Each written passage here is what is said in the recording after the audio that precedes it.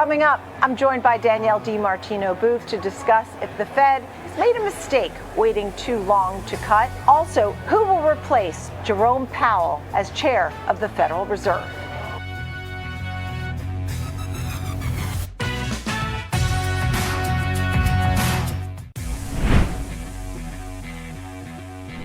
Welcome back to Market Overtime.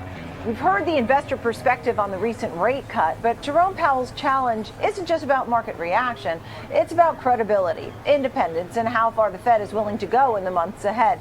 For that perspective and more, we're joined by Danielle DiMartino Booth, CEO of QI Research and a former member of the Dallas Fed. It's great to see you. I'm so glad you are with us. Now, there have been times that you've been critical of some of the Fed's moves. What was your initial reaction to this round?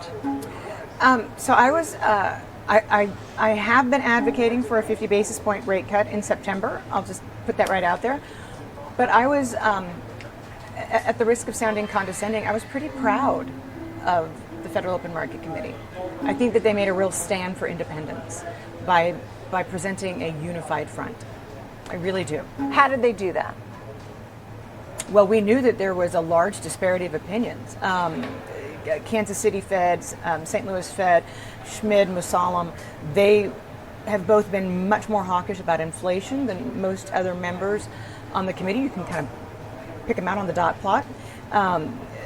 Michelle Bowman, Christopher Waller, they have been advocating for the Fed to be more aggressive in its policy rating easing, and yet they all came together and stood behind Chair Powell. They did, with the 11-1 vote Yes. there, and the dissenter being Stephen Miran, voting for the 50 basis points, which was, we knew that was coming pretty much. When you think about, so you are an advocate of rate cuts, and why? Well, I do think that we've seen the economy slow through the prism of the labor market. And it's no longer just a matter of, wow, there were 911,000 revisions to the year ended March the 31st, and investors are like, who cares? That happened yesteryear, and it's, I care about what's happening right now. In real time, we're seeing large enough revisions that now we know that there were actual job losses in June. And it's just a little while after that. So on September the 5th, we found out that job losses commenced in the month of June, that the private sector has not created, outside of healthcare and education, the private sector hasn't created a single job since April. So I think that the evidence is ample that it's supporting the Fed taking a more aggressive easing stance despite inflation. And I think that Christopher Waller would agree with me, as would Michelle Bowman. But again, yesterday they disagreed. And by doing that, there was the question about, who's sort of vying and jockeying to become the next chair of the Federal Reserve. Right. And Stephen Miran, by going with the 50, really showed his colors to the President Trump, and that he wants to get that spot. Christopher Waller, some people thought maybe he might jump on board on the 50. So they showed the unified front. Tell me about the Fed independence and where the Fed is heading in the next 6 months. Are we worried about Fed independence? We may be.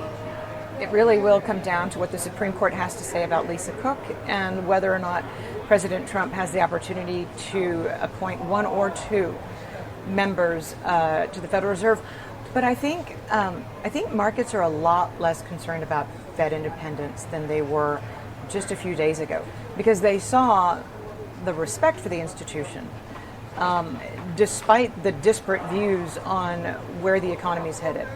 They saw everybody stand up for Fed independence and say it's more important in the moment to make this stand than it is necessarily to dissent or not to dissent. Again, we could have had two dissents yesterday for two individuals in favor of no rate cut. Right. Yeah, I saw that. So at this point now, you have 7 who think nothing more should happen. One who's actually leaning towards a hike, right? Yep. In the last meeting, Michelle Bowman and Christopher Waller were the two dissenters when the Fed paused and did not cut, and they wanted 25 basis points. Do you see maybe they made their point, right? They certainly this did. round. There's still 2 more meetings. There are. And so will everybody go rogue and say what they really think? Do you expect more dissenters and less unanimous or unanimity of, That's a hard word, it's isn't a hard it? word, Yeah. to say. But you know what I'm trying to say. Of course, because they of made course. the point. And now let me tell you what I really think in the next couple of meetings. Do you expect something different in the next meeting or 2? Well, we do have more data coming down the pipeline. So we've just had the initial jobless claims reported for the survey week that the Bureau of Labor Statistics is going to use for the September non-farm payrolls. That was a surprise to the downside. In fact, the largest decline in 4 years in initial jobless claims. So we will see if the job market continues to deteriorate. We know from following Google Trends that individuals searching for unemployment benefits, that remains at a very, very high level. So certainly not reflected in the data. But we will have to see. Job openings are declining after a seasonal spurt over the summer. The news is not improving on the labor front. But we'll see. We'll see how strong inflation is. So what do you think Stephen Miran's role could be in the next few months until January when his time ends? And, the Fed chair, of course, that Powell's ends in May of 2026. Between now and January, could he have the ear of the Federal Open Market Committee? Could he explain why he thinks there should be more cuts this year, more 50 and 75 basis points and into next year? Could he switch some people over to his side? Or what do you think his role is? So, again, I think yesterday the odds decreased appreciably that he's going to have influence on other members of the Federal Open Market Committee. I think that was pretty apparent, especially because the dot on the dot plot was below the 3% line, meaning he's obviously, it's judging by the dot plot, it's my way or the highway kind of an individual. And also from the perspective of a Federal Reserve official, he hasn't given up his day job in the administration. He's just stopped the paycheck from coming for 4 months, but he's not technically left the administration. So I think his ability to garner credibility is not where it needs to be in order for him to exert influence over other members of the committee. And we'll see if that sticks. It's hard to say because this is the early going. He really just showed up a day ago, right? He did. They started the Fed meeting at 10:30 instead of 9. When it's the new kid in the class or in the school, do they really sit at the cool table? No, of course. They really don't. I wonder if there is a way for him to sort of infiltrate and work some magic in his own way. Maybe not. We saw Fed independence really on display. And we won't have to wait long, meeting. will we? Because Fed officials, as we know, they come right out of the gate as soon as blackout ends. They're all over the media. Yes. Everybody will be at their own, pick your choice of 12 podiums, 17 podiums. True. They'll all be out in force. And I think we'll have a much better idea for their thinking. I haven't been excited for the release of Federal Open Market Committee meeting minutes in years. And yet, I'm like, let's go October the 8th, because it'll be interesting to see how many times in the minutes it says one member, one member, one member. Right. Oh, that's very interesting. Because usually it says several. Put that on your calendar, folks. Yeah. When we think about the political pressures, first of all, I think if you go way back in time, presidents prefer to have a lower rate environment. Of course. They all sort of vie for cut rates, right?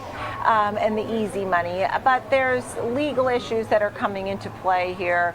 There's the placement of Stephen Miran. You may have a second person put in place if Lisa Cook is out. What do you think about what happens legally? Or are there challenges or changes that happen with the political pressure in the next 6 months? Is there any way to sort of surmise or guess or even sort of, have a prophecy of what could happen? So I think that today has probably been a disappointing one for President Trump. And I'm kind of surprised that the betting markets have only reduced Christopher Waller's shot of becoming chair from 30% to 22%. That was Polymarket overnight. So he's still in the running to be named chair, and we have to be mindful that Secretary of the Treasury Scott Bessent is definitely in favor of Fed independence. In fact, there's a little bit of tension right now between the Treasury Department and the administration, because Bessent is advocating for a total of 150 basis points, 1.5 percentage points of rate cuts. The president wants double that.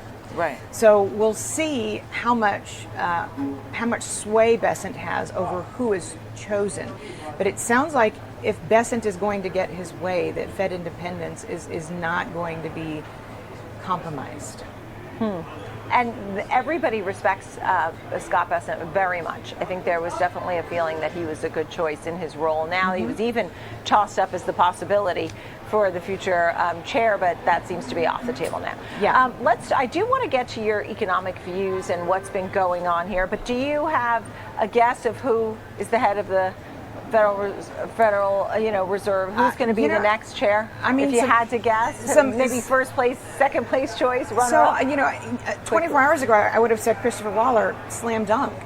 I think the idea of somebody like a Rick Reeder from BlackRock is intriguing. He met with Bessent for 2 hours just a few days ago. I would certainly be an advocate for somebody who understood the financial markets, understood the banking system, understood the non-banking system, understands the economy. I would certainly be in favor of somebody like that. It would be unusual. And bless his heart, he'd have to sell all of his BlackRock holdings when the market's at all-time highs. But right now, I still think most of the money is going to be on Christopher Waller. Interesting. Okay, thank you for that. We'll have to wait and see. And look, if it's not, it's okay. And we're just having a little fun here. But tell me about your thoughts on the economy. Are you more worried about the jobs picture or the inflation picture? Because then I'm going to ask you, are we heading to a recession at some point with low rates and all that? But let's start with the basics, the mandate, the jobs, and price stability. So the longer-term revisions that have been reported have indeed shown that job losses began in the second quarter of 2024. So we know that recessions begin before job losses, because unemployment is a lagging indicator.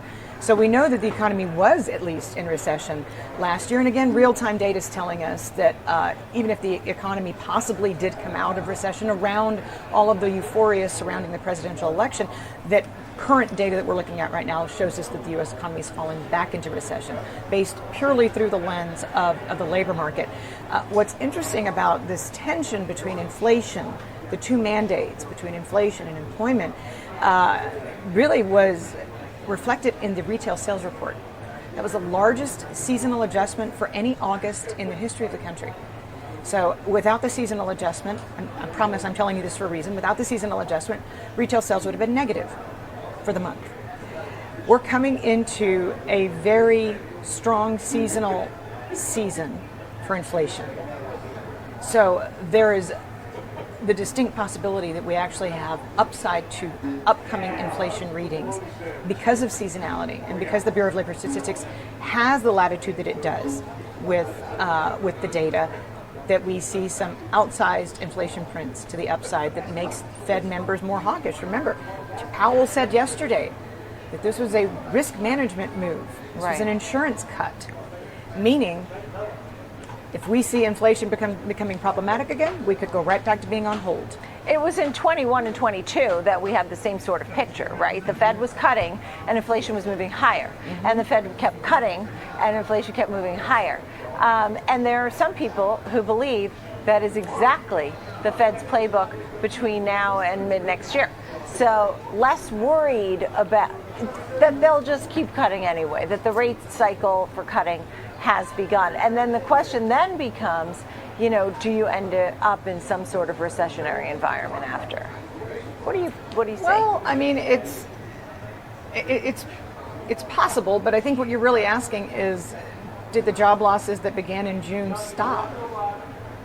And the answer is, I don't know. So we don't know what the future real-time revisions are going to look like. It's apparent that you don't ever have job losses without the United States being in recession. I'll just repeat that. But the question is, what do then rate cuts accomplish?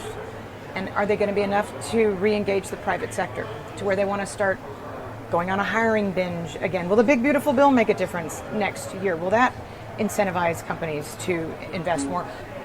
I hope. I hope that that's the case, because we certainly, given the private sector outside of education and healthcare, we all need to send our kids to school, we all go to the doctor. So we call them recession-proof industries, but outside of that, we haven't seen, again, job one created since April. Do you think the Fed has succeeded in part or failed on both, or in part on labor and inflation thus far? So I think the Fed has done a reasonably good job bringing inflation back down. Whether it gets inflation all the way to its 2% target in a swift manner they don't think so. They increased their inflation projections for 2026 in the dot plot yesterday. Will there be certain areas of inflation that are stickier than others? Yes. Does it take an average of 6 quarters, according to Fannie Mae, for us to see? Right now we've got home prices falling in 80% of major U.S. metros, according to Redfin. When will we see that show up in the CPI as a drag? Or will tariffs in the short term push inflation higher? It's hard to say. The Fed has failed on its employment mandate. I think that's apparent. And it's interesting because you talk about recession for employment, but not necessarily being in the economy. For example, even their projections for GDP are higher. Yes, their projections for GDP are higher. We're not going to see two negative consecutive quarters, right now of negative GDP. I mean, that's not necessarily in the cards right now. However, wait, let me just say, sure. However, we have had rolling recessions. I mean, we saw it in housing, and we saw it in a different sector, right? And it was sort of going around. It just wasn't all at the same time. Maybe we see something like that. Well, I mean, what's important to consider is that the revisions that are made to the jobless numbers then move backwards through the GDP data. So until you know that instead of job gains you have job losses, you can't back the income out of GDP. So GDP, it was revised down 5 times for 5 quarters in 2001, for 5 quarters in 2008, for that first quarter of each year, before we knew that there was actually a negative sign in front of it. So that's going to take some time to play out. Yeah. Well, that makes sense too. I mean, because hindsight's 20/20, right? And that's the big picture. But most Americans, and I think that's one thing you have not asked me, is where do most Americans see the U.S. economy? 65% of Americans foresee in the next 6 months the unemployment rate rising, according to the University of Michigan. The majority of Americans think we're in recession. Well, that's what I was getting to, because what I was going to say is that you and I have had many conversations over the many years. And over those times, you said households should save up some cash.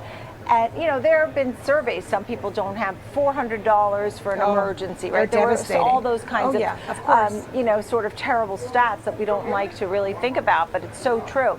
Which brings me to the point that you're never really bullish on the economy, or on things in general, because you get these stats of what real America is feeling. So where are we now? Well, we're certainly unhappier than we've been in a long time. And this is a product of the misery index. Americans feel that prices are still too high.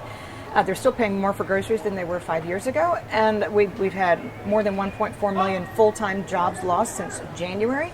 I dare say a lot of Americans would prefer to have a full-time paycheck instead of the part-time paycheck that they're collecting.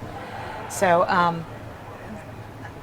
there are reasons that individuals are so critical of quantitative easing and the way that monetary policy has been conducted in the past few years. And in economic speak, it's because when you manipulate the economy to too great of an extent, it can't find escape velocity of its own volition. And we have to let the private sector actually exist and function. Or the Fed's just going to stand in the way, and companies are going to remain very reluctant to plan for capital expenditures or to hire people. We have to get over that hump. And corporate America itself has to be convinced that they can't just throw all their money at AI and hope that that fixes things and cuts enough costs so that they can keep their bonuses up.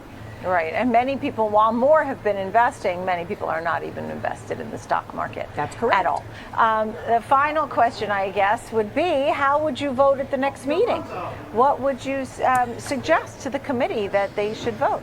So our official call at QA Research is that we're going to see 50 basis points in October, especially if we continue to see deterioration in the labor market. I think it is. And that will help the labor market in particular. I think it'll be more of a signaling inflation. device than anything Right. else, and just to say we're with you, not against you, and we want to help where we can. The irony here is we need home prices to keep falling to become affordable for the next generation of buyers.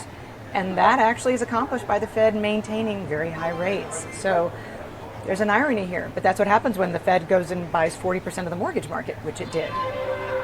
Danielle DiMartino Booth, it's always wonderful to chat with you, particularly around these Fed meetings, and really, pick your brain, having been part of the Dallas Fed yourself, a former member of the Dallas Fed. Thank you, Danielle DiMartino Booth. Thank you. Thank you, Nicole. And our thanks to both Danielle DiMartino Booth and Dan Niles for their insights. And thank you, friends, for joining us right here on Schwab Network. I'm Nicole Petallides. Remember to watch new episodes of Market Overtime every week and on our Schwab Network YouTube page. I'll see you next time.